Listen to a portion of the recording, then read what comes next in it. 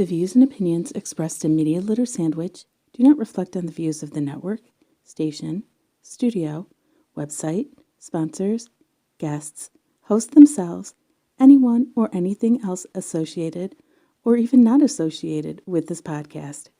Maybe not even the person that said them. In other words, do your own research and do not sue anyone over what is said on this show.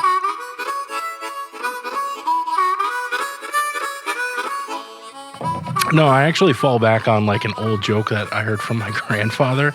Every time he like stubbed his toe like on a coffee table, he'd like yell in pain and he'd be like, "Did you see that? The damn thing jumped out at me." Welcome to Media Litter Sandwich. I am Toaden, and of course, Media Litter Sandwich is found on Toaden.com and MediaLitterSandwich.com. Oh, wait, that's right. I did change the name. It's technically Toaden's Media Litter Sandwich. Why? Because there's a Patreon. So if you go to Patreon and look up Toaden on Patreon, you can support my other video projects and the podcast. And if you really want to be the first person to listen, you can go over to Patreon and get episodes for anyone else. Or you can go to DV Radio on Tuesday nights at 7 o'clock p.m. Eastern Standard Time and listen to the stream on there, which come out almost a whole week earlier than the podcast version. And I'm in the chat room.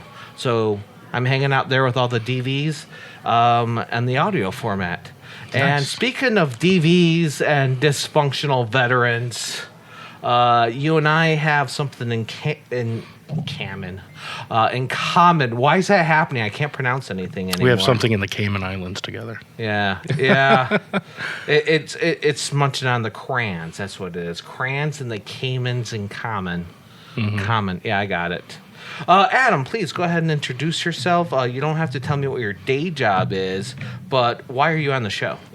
Because you asked me to be here. I just wanted to talk and hang out. Yeah. No, you had a cool job in the military, and it's definitely something I like to peck around a little bit here. Okay, yeah. So my name's Adam, and I served in the Marine Corps for just under 5 years. I actually got out early into the, when they were cutting people. I actually enlisted as what back then was the 4600 career field. I've been told that it's actually merged with public affairs to become communication strategies. But I used to be a 4671 combat videographer. They used to call us combat camera. Combat camera. Yeah. So have you don't have to tell me any details, but how close to combat have you been?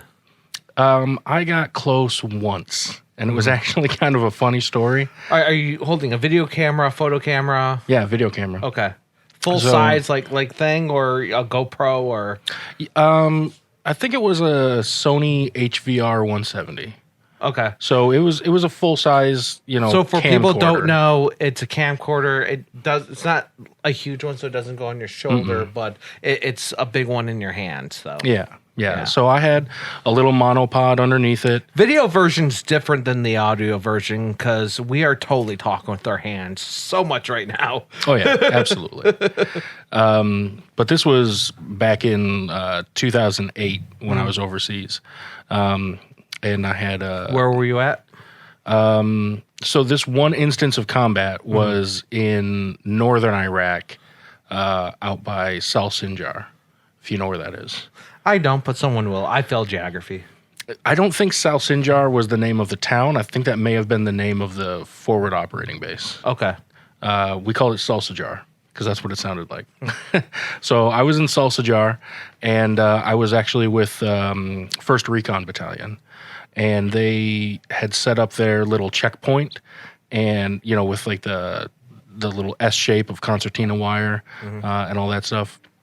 And they were just checking local vehicles. And this one vehicle starts barreling down the alleyway, if you want to call it that, and everybody starts freaking out.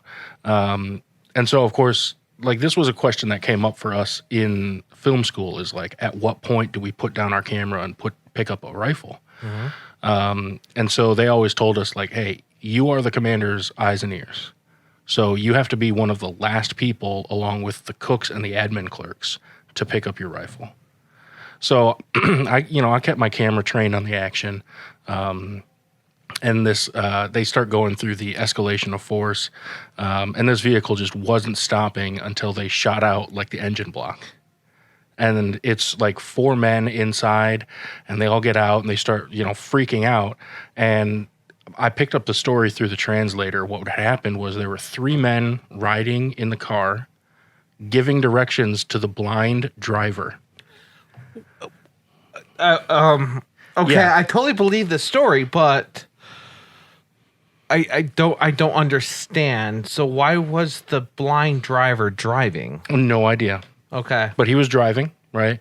So if you're familiar with like the escalation of force or what it was back then, there was like a 5-step process before you could actually like take a kill shot on someone. Right. So you first had to use like hand signals, and then pop a flare, and then do a Trying warning. to shout at them. Yeah. Of course, the words they teach us aren't necessarily the correct ones. Yeah. So we made it all the way through like level 4. Like the next step would have been to put rounds down range on these guys. Thankfully, like they stopped when their engine block went out. And they get out, and they were deeply, deeply sorry, but they did like our fireworks. That's what they told the translator. He's like, they're really sorry they didn't stop, but they did like our fireworks. Next time we'll use tracers just for you. Yeah, right? Oh, man. So that was the closest that I personally got. Outside of that, most of what my job entailed was documenting the aftermath. Mm-hmm. So unfortunately, I did see the aftermath of a lot of like explosions and dead bodies and stuff like that. And this would go in like the Stars and Stripes or Marine Corps. No.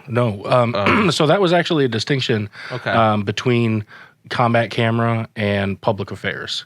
Okay. So public affairs was external facing, and combat camera was internal facing. Mm-hmm. So all of our documented imagery was archived at the Pentagon after it served whatever purpose. But that was the way it was explained to us at film school, was that we were the eyes and ears of the commanding officer.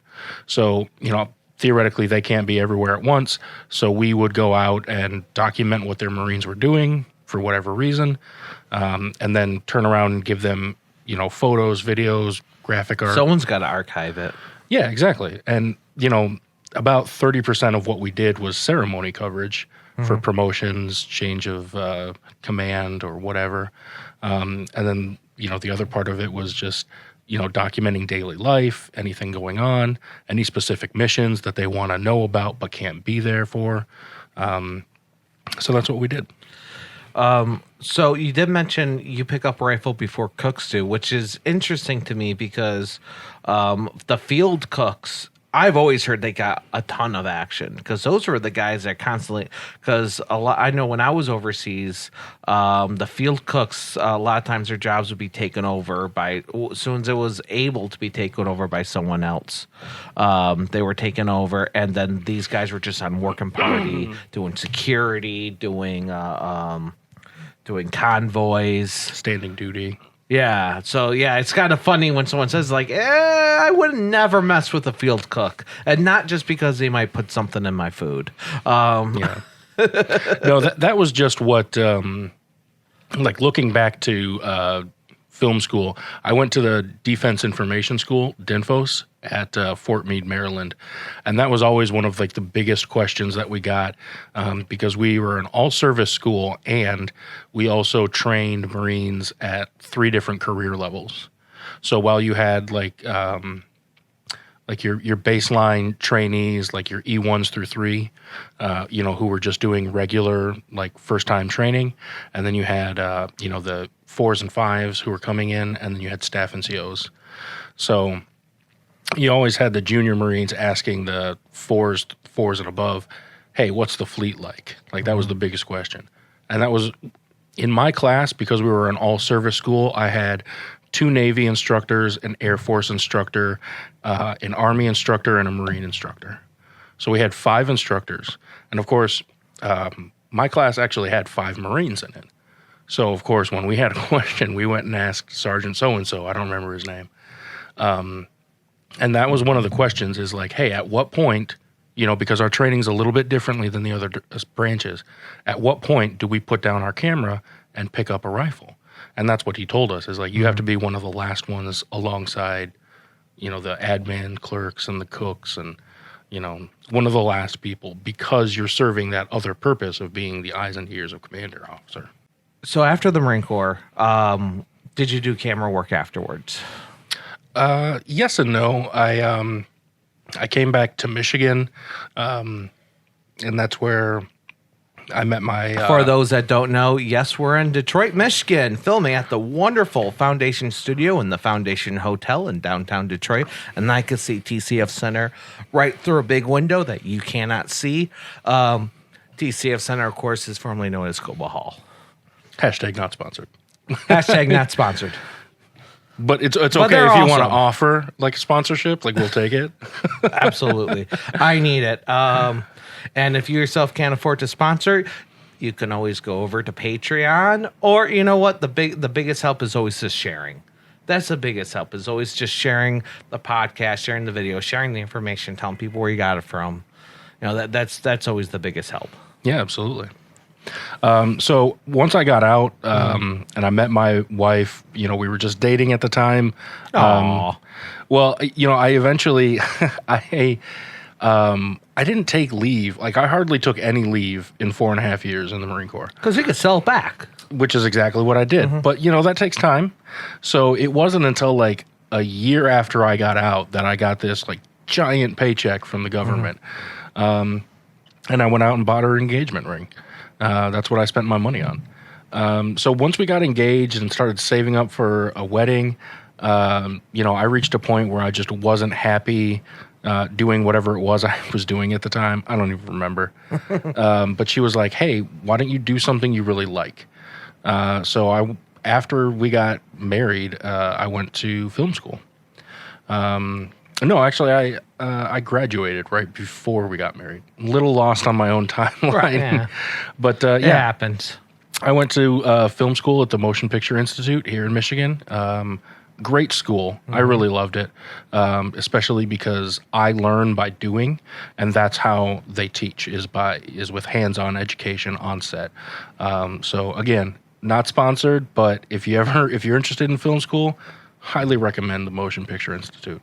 Absolutely. I've had other people on that went there, and I've definitely worked with people that went there. It's really cool. But yeah, it's a good place. Not a university, but it's a good film school. It Because takes I had about a students year. that went there, and then afterwards went to university where I was teaching. Yeah. But then again, hey, I went to Specs, so went to Specs, and then after I got laid off from the radio station I was at, then I went to a university to get an actual degree. Yeah. But anyways, that's there's a point where you go to a trade school and you're like, you know what? Even if I can't make it, at least I got to play around with something I really enjoy. Yeah, and that's exactly what I used my GI Bill for, was to do something that I was passionate about. I got to, learn how to tell the stories I wanted to tell rather than just documenting someone else's stories. Which is fun in its own light, but it's not, your own creation. Yeah. So after I graduated film school, I actually fell back into the routine of like delivering pizzas. And then one day I'm at work and one of my coworkers is like really excited that he was made like a partner in this business. And I was like, hey, you're 40 years old and excited about being a pizza delivery guy? F that. It was like, I am getting the heck out of here. Yeah. And so I found a job where I could put my, film expertise to work. And I actually wound up teaching, like media arts kind of stuff. Yeah. And then I, did that for a few years. There may be a reason why we have similar backgrounds. Anyways. And then I wound up working in Detroit. And here I am. Yep. And you work somewhat, at least, you do film and stuff for a company. We don't have to talk about what company that is or nothing. Right. But internal video for a company. I assume internal. Yeah. It's different, right? It's a lot different because I do. I do a lot of things for the company I work for, and I do some video. I do a bunch of different things, and one of the things I'm in charge of is inventorying gear and keeping track of it, almost like an internal rental house to a very small degree. And my MS was a box kicker. I was a warehouse guy. Yeah. And it just feels really different. And sometimes I will fall. Oh, I'm falling off camera is what I'm doing. But sometimes I'll fall into one of those things is like, all right, I'm going to do it this way because some idiot's going to steal this. No, I actually trust the people in this company for the most part. Yeah. Unlike idiot Marines, Right. which will steal all your toilet paper because they can't afford it. I don't know if that's funny or sad or a little bit of both. It sounds like a little bit of both, but I still have a key on my key ring that will allow me to get into a lot of fast foods, TP dispensers. It just became a habit having it on my keychain. I don't use it, obviously. I haven't used it in years, but I still have one. well, now I'm just curious, like, what Marines did you know that couldn't afford toilet paper?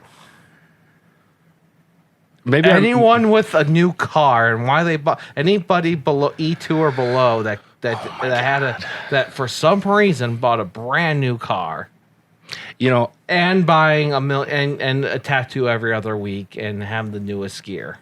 No, that's true. Yeah, I mean, I was also in 01 to 05, so if someone had a computer, they threw down some money for that. Yeah. So I think I actually came in right after you. I was 06 to 11. Yeah. So, and actually, it's funny that you mentioned being a warehouse clerk because my recruiter specifically mentioned warehouse clerks when he told me about this job. Because, for the longest time, like, I turned down every other branch when they cold called me because I had no desire to join the military at all. And finally, the Marines called, and I was being a little smart aleck with the recruiter on the phone. I was like, I don't want to die. And he was like, listen, buddy, I don't want you to die either. And I was like, oh, man, he must really care about me. Little did I know. So, yeah. Oh, you want to play football? You can play football in the Marine Corps. It's cool. Yeah. It just won't be, televised or paid for or just be friends. So that's what he told me. Like, I told him, like, I'm not going to sign this contract unless you can guarantee me this job. And he's like, look, the best I can do is the career field. You're going to roll your chances as to whether or not you get video or not. And I was like, all right, that's good enough.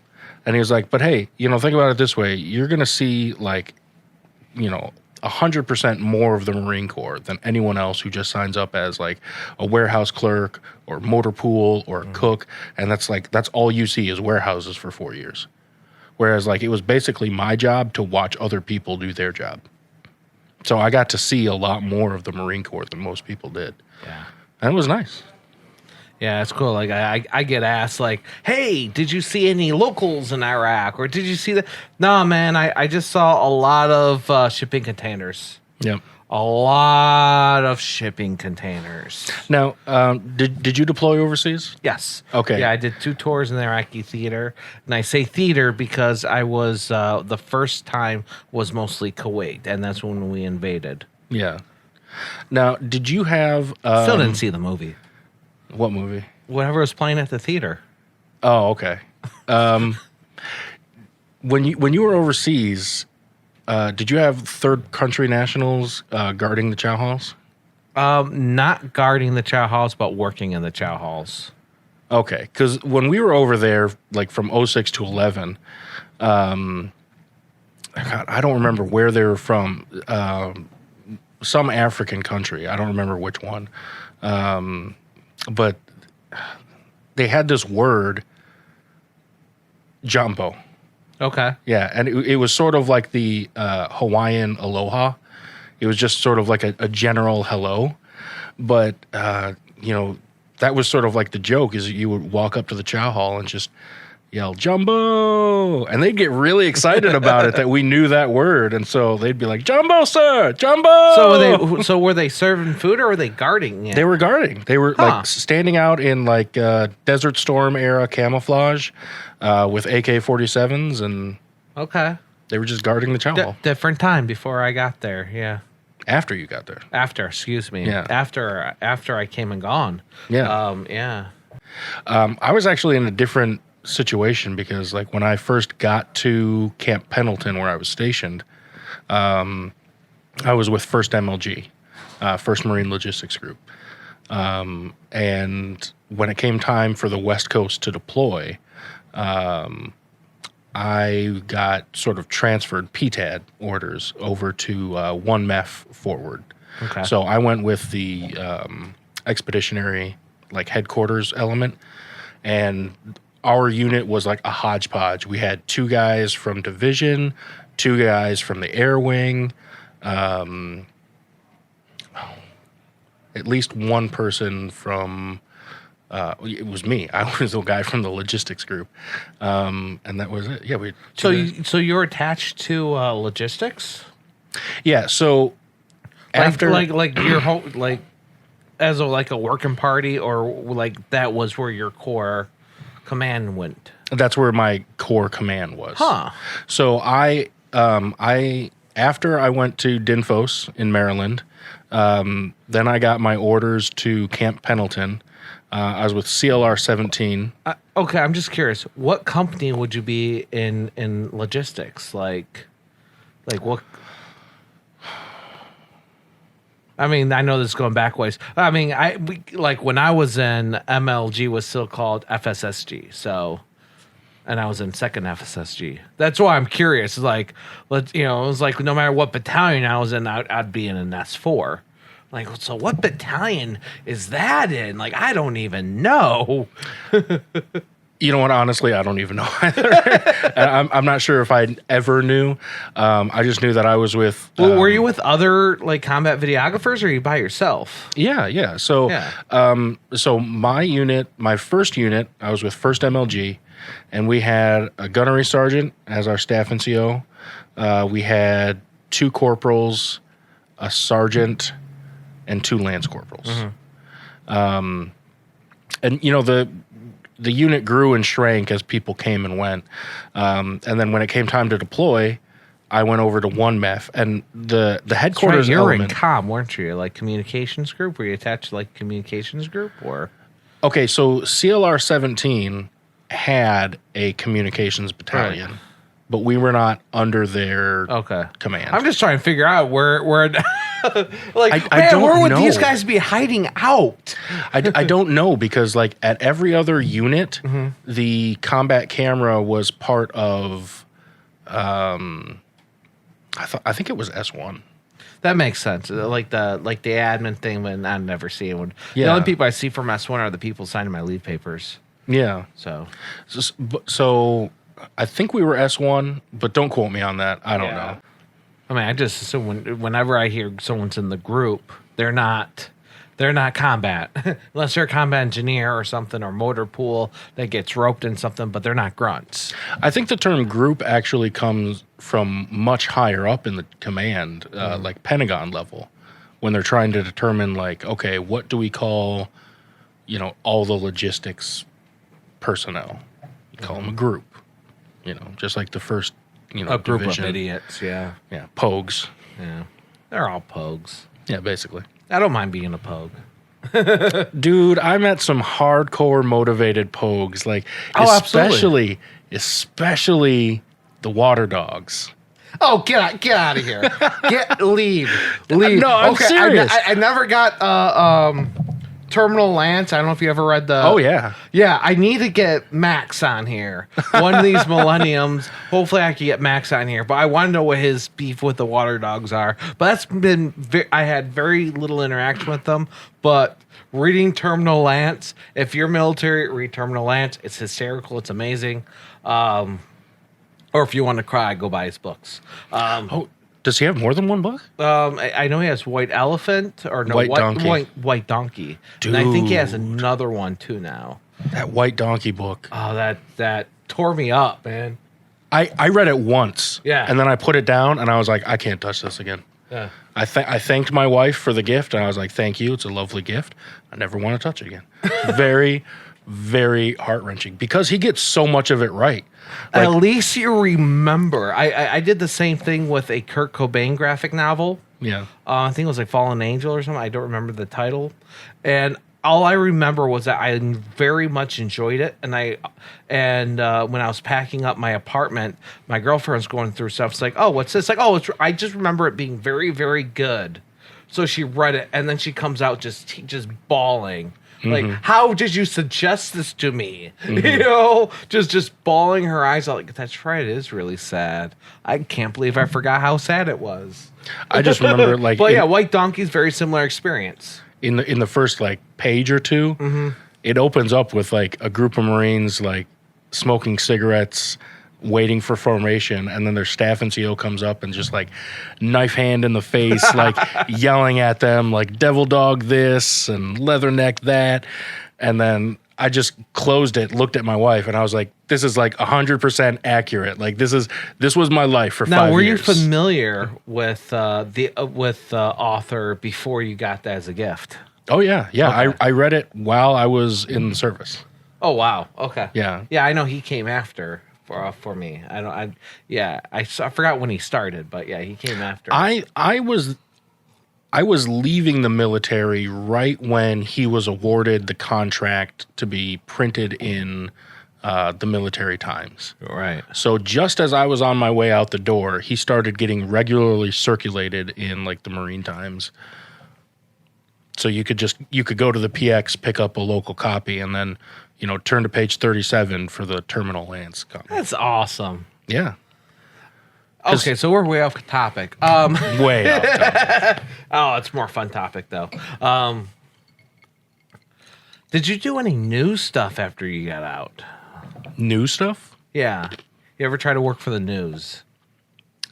I interviewed for a sports broadcasting cameraman position, and I didn't get the job because part of the interview process was like a test about like sports knowledge and stuff like that. And if it's not like American football, I don't know it. They wanted a fan.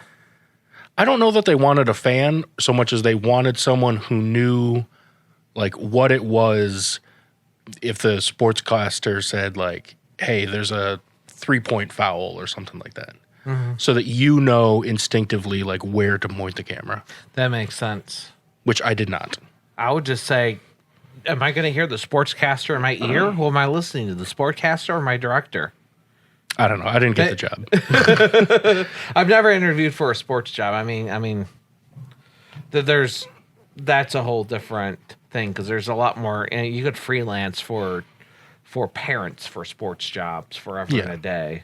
Yeah. I mean, that's an easy $50-$60 just to edit a highlight reel that someone else just recorded of their son. That's an easy $60.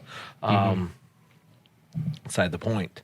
And it's also an easy $50 to just start recording games for archive footage. But then again, it's only $50 with your own camera and stuff. Yeah. Not exactly gonna pay the bills. No. But then again, if you have the extra time, you know, who knows? Mm-hmm. Yeah, so I never did anything exclusively with the news. I want to know something really fun that you filmed or something fun that you covered. Because there's got to be times where you recorded something, command calls, goes, what the heck am I listening? What am I looking at? Come on, Root, what am I looking at? What's the root of what you recorded? Dude, I could tell you some stories. Okay, so after, God, I don't know, maybe 6 months in theater, we got new directive from the Pentagon, which basically said that no footage was useless. So their philosophy was you could literally document anything, and it was historical archived proof of like lifestyle at that time. So nothing was off limits. You better turn that off in the Porta-John. I don't know. I mean, so I'm sure somebody did, but it wasn't me. So I remember, I took that to a T. And when I came back to the garrison, I remember I went out to the field with somebody, I don't remember where, and I just propped up my camera like on a tripod, and I started asking Marines. I was like, hey, why'd you join the Marine Corps? Because, that's the one question that everyone's going to have an answer to. Yeah, and I was told at some point while in boot camp, have an answer to this question and have an answer to this question. Because I was actually interviewed. Maybe, I don't know if that everyone got that, but I was actually interviewed by more than one reporter while I was in the Marine Corps. I was in boot camp, or while I was in boot camp. I was in boot camp during 9/11. So I actually, that was actually my first official day of training. Actually, nice. Was 9/11/01. So we got interviewed a couple times by different publications. So that was something the drill instructors kind of pulled aside and like, okay, I'm putting down my drill instructor hat. Let me give you some real talk, some real talk about what's about to happen. Yeah. So I remember vividly, I asked this guy, I don't remember his name, but I remember he referred to himself in the third person as Kmart. I'm not kidding. Well, he's out of business. Yeah. So I asked him this question. I was like, hey, dude, why'd you join the Marine Corps? And he was like, I was just sitting at home one day, and I said to myself, Kmart, you haven't had enough bad experiences in your life. Why don't you go join the Marine Corps? And everyone around us just starts cracking up. It was like, yeah, that's about right. Yeah. I think my answer for non-journalists was, and it still is, I had nothing better else going on at the time. Which people usually, which I did say to a journalist once, and they were like, "Thank you for your honesty." So, I'll do you one better. Yeah. My non-journalist answer, I was trying to impress a girl. Yeah. I'm not kidding. I had a crush on this girl I liked in high school, and she was all crazy about Navy dudes. And I didn't want to join the Navy, so I was like, I'll do you one better. I'll join the Marine Corps. Never even crossed my mind that by joining the Marine Corps, I was guaranteed to never see her again. Not even... Nope. Not even like right before you're going off to boot camp. Nothing. Nope. Just never saw her again. Yeah. So as far as like weird stuff that I filmed, I was once thrown by a helicopter, and I recorded it. So I have to make this distinction. I was not ejected from a helicopter. I was on the ground, and the downforce of the propeller wind picked me up and threw me. Were you wearing a seatbelt? No, I was on the ground. So here's what happened. This was so you're standing on the ground as the helicopter was landing. No, okay. Let me tell you. Right. So this Paint was. me a picture. I came back from overseas to a different unit than the one I left, including a brand new PFC. And my corporal had told this new PFC, hey, you need to be proactive in finding work to do if we don't have any jobs, in the pipeline. And so he made friends with someone in his barracks that worked for the landing support team. They're the guys that stand underneath helicopters and hook up equipment so that helicopters don't have to land. So it's a very... Oh, yeah. They're the ones with like the red patches on their... Well, Motorpool does the red patches too, but I know who you're talking about because as a supply guy, they picked up some of my gear before. Yeah, we put it on the big metal pallet, and they come by and they hook it all up, and they go. Yeah, so he lines up a photo shoot with their unit, whatever it was. They were going out to a range at night to compare and test the Chinook helicopters with the Ospreys to see which one they wanted to take to Afghanistan. So we went out there, and of course they gave us the warning, the safety briefs, don't get too close to the helicopters, all this trash. Keep your cover off. Yeah, all that. And, if you've ever used like night vision equipment with like an older, camcorder, it makes it almost doubles in size. Like it's big, bulky equipment. It's not very efficient, at least for a video camera. For for a still camera, it's much lighter and easier. So I had just come back from overseas, and I was with this young PFC who was getting much closer to the action than I could with my film camera. Right. And of course, I'm thinking to myself, like, hey, I'm, big salty guy. I'm not going to be upshown by this young buck. Oh, no. So I inched just a little bit further. And of course, I can't, like, I'm right underneath this Osprey helicopter as it's hovering and coming in for a near landing. And it just keeps coming closer and closer and closer. And I freaked out because I thought, this guy can't see me. He's going to land on me. He's going to crush me to death. I'm going to get chopped up by propeller blades. I freaked out, turned around, and ran. And as soon as I turned around and took one step, I instantly felt the push of the propeller blade. And there was some guy on the ground doing like the signals, Right. to the pilot. And I could see him try to reach for me, but he missed. And the very last thing my camera recorded was the horizon flipping. That's great. How many pieces was it in? I saved it. Okay. So I Good did for save you. it. I Good did for save you. the equipment because it was expensive. And as my gunny told me, more valuable than I was. Yeah, what do they used to tell us? If you're doing anything, you might get cut. Take off your take off your shirt because you have free medical. You have to pay for your shirt.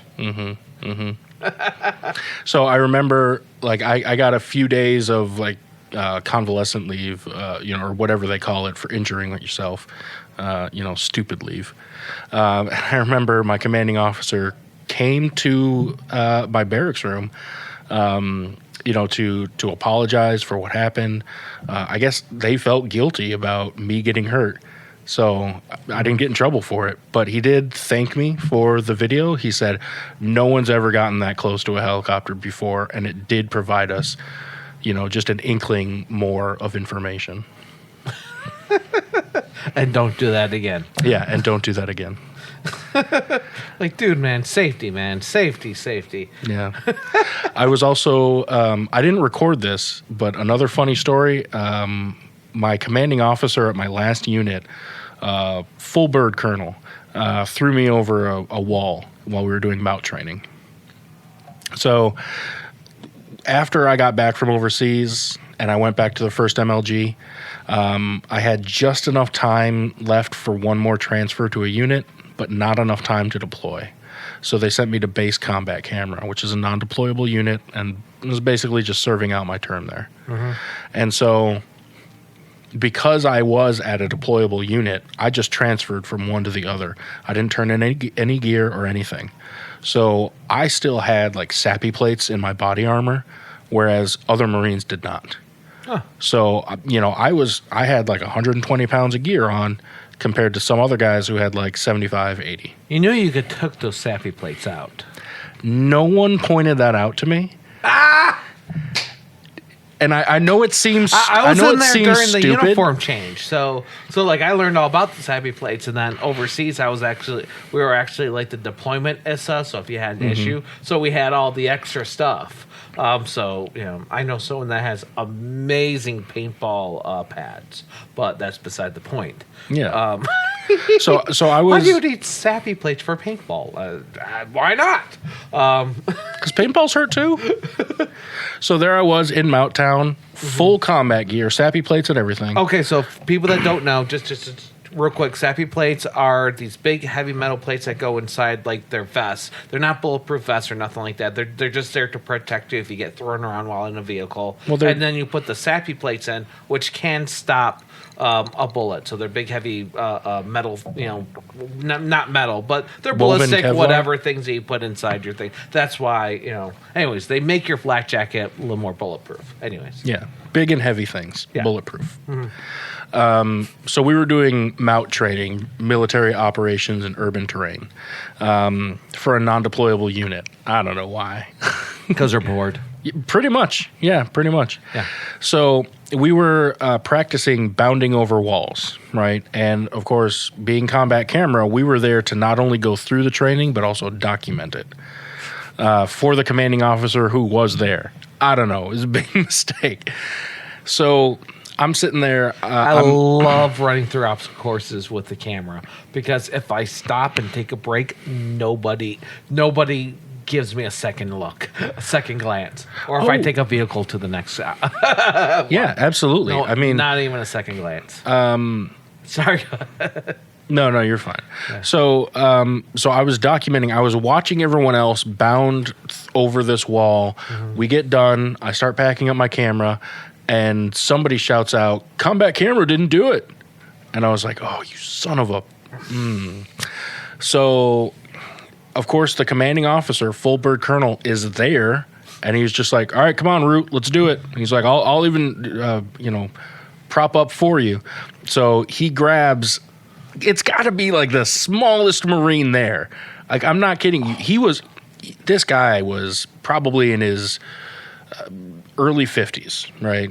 He was not a spring chicken, but he was also, muscly. He's built like a Marine.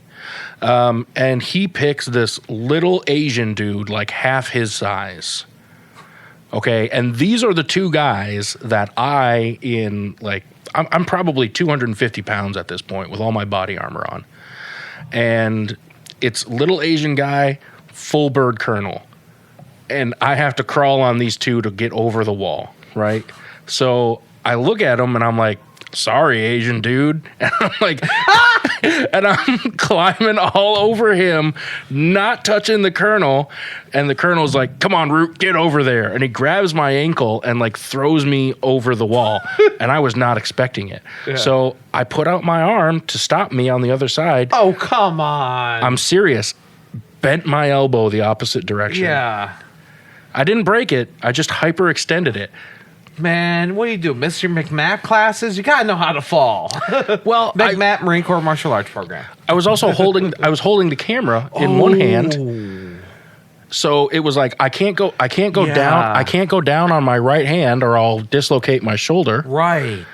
So, and I can't go down on my face because that's the moneymaker. So I put my left arm out and hyperextended my elbow. And they just took me to the naval hospital, knocked me out, and snapped it back in place.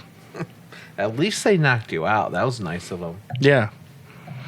And then my sergeant was there at the time I came to, and she was like, "Hey, don't ever take anesthesia again because you talk." And I was like, "What did I say?" And she was like, "Nothing appropriate."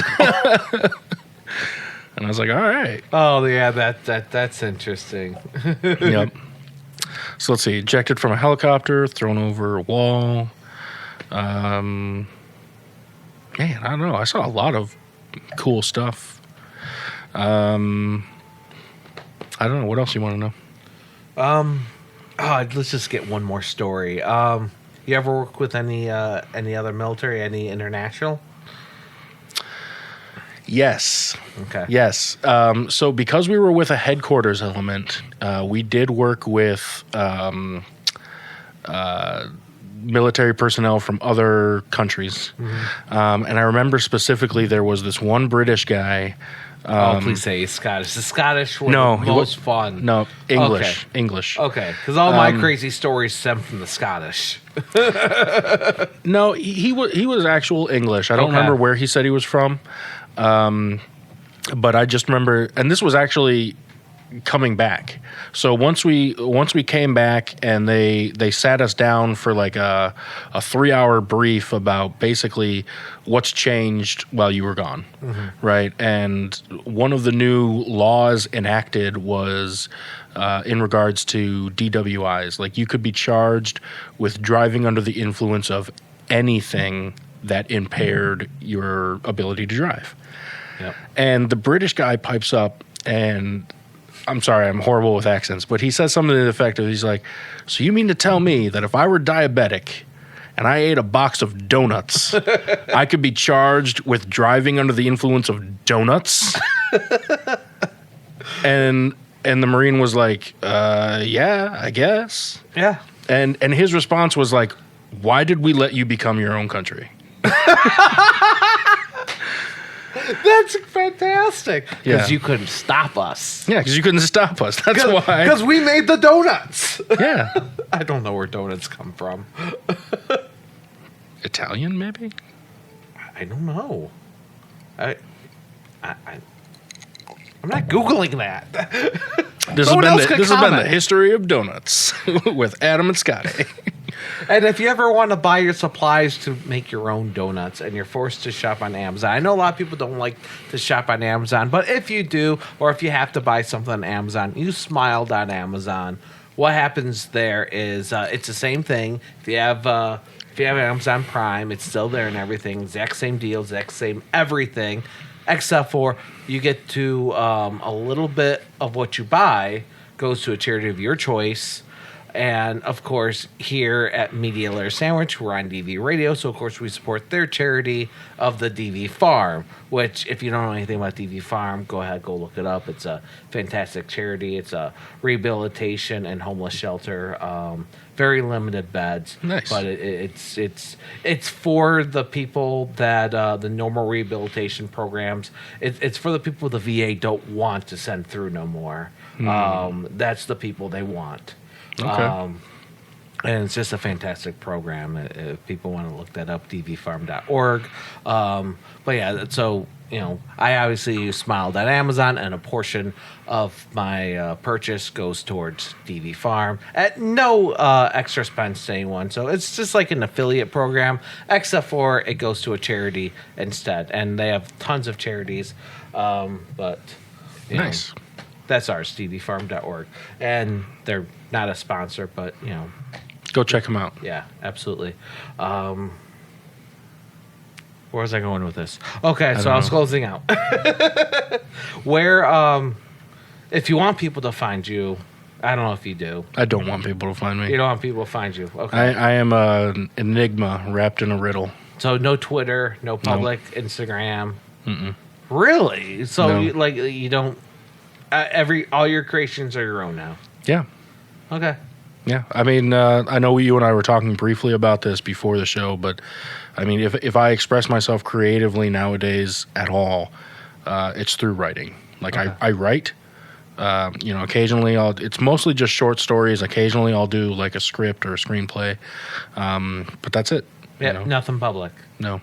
Okay. So if you have any questions for him, feel free to get a hold of me at podcast@medialayersandwich.com or on the Facebooks, Twitters, Facebooks. or Instagrams or YouTubes. YouTube is good. YouTube.com/ToadenK.